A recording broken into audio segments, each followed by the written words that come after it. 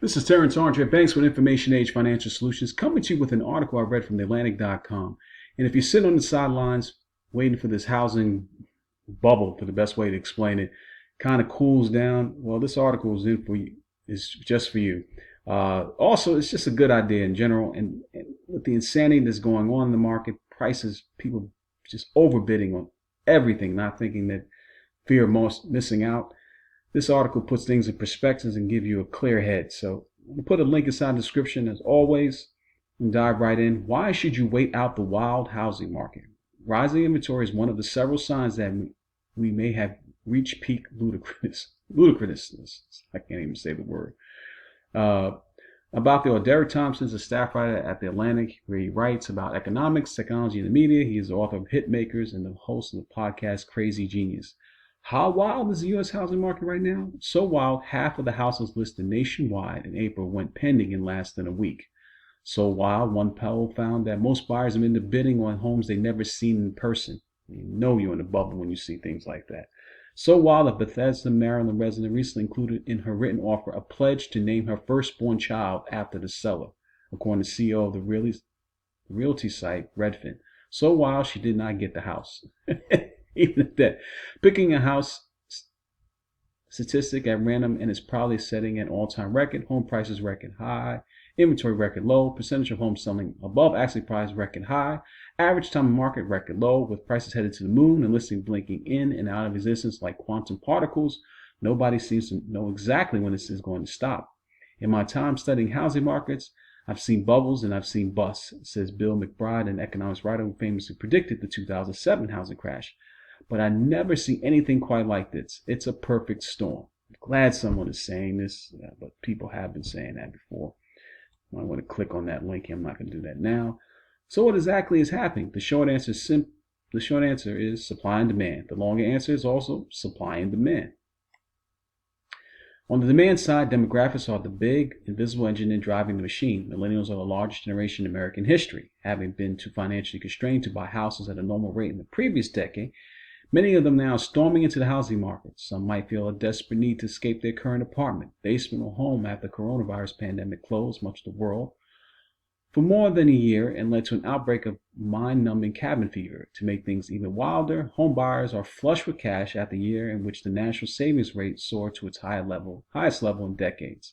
On top of all that, interest rates having basically climbed for most of the past 40 years, recently touched new lows, lowering more buyers in the market and encouraging higher bids.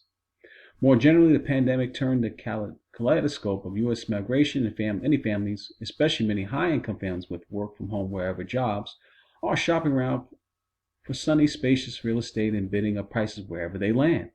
We've never seen migration like this, executives at Toll Brothers, the real estate company, recently said on an earnings call. Just shy of a half of buyers are coming from out of state in the hottest markets of Idaho, Texas, and Florida. When people leave multi-million-dollar houses in, say, Los Angeles to plunk down $1 million in a house that was worth $500,000 a year ago, they turn a merely frenzied housing market into a once-in-a-history hair on fire, what the hell is happening bonanza. Supply issues are just as important. Years of insufficient building and a construction pause during the pandemic have led to low inventory.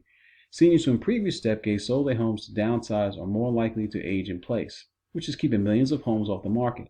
Plus, some builders are putting their projects on hold because of the sudden tripling of lumber prices. This is definitely true, which could delay the construction boom this country so badly needs. However, I still see a lot of building going on, so take that with a grain of salt, but he does have a point. The 2021 housing craze feels as sudden and shocking as a pandemic, but it was decades in the making. The emergence of the huge millennial generation in the 1980s made strong housing demand in the early 2020s entirely predictable.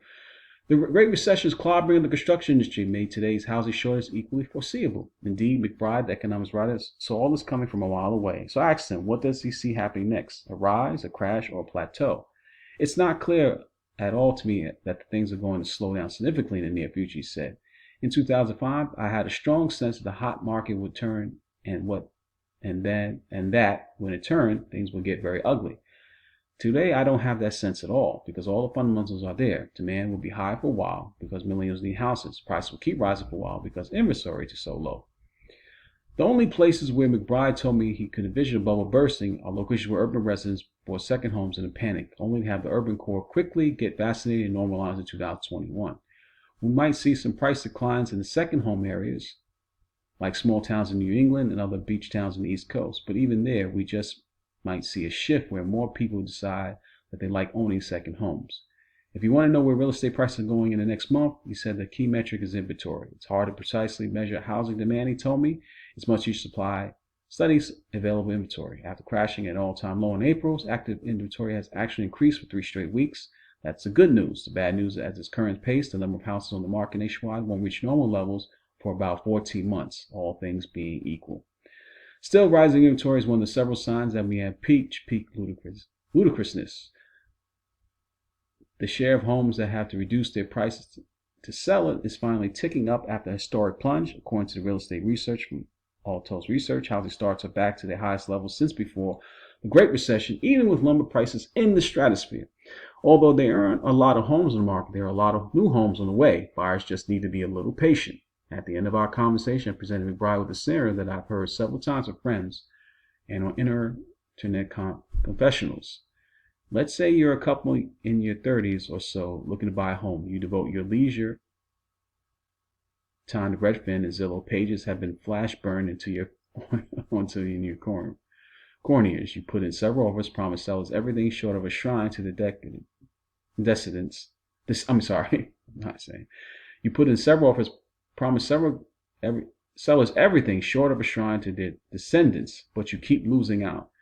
Do you recommit yourself to the Zillow chase, throwing in the offspring shrine, and raise your max price in expectations that things will only get crazier with time, or do you wait? It's so hard to say without knowing the city, but generally if you're in a market where you consistently have to spend significantly above listing, I wouldn't buy right now, McBride said. I think that when you're putting everything, the odds are that things get more normal in a year.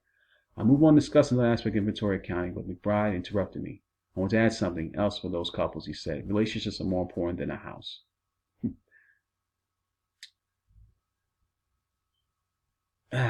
That's definitely lengthy enough.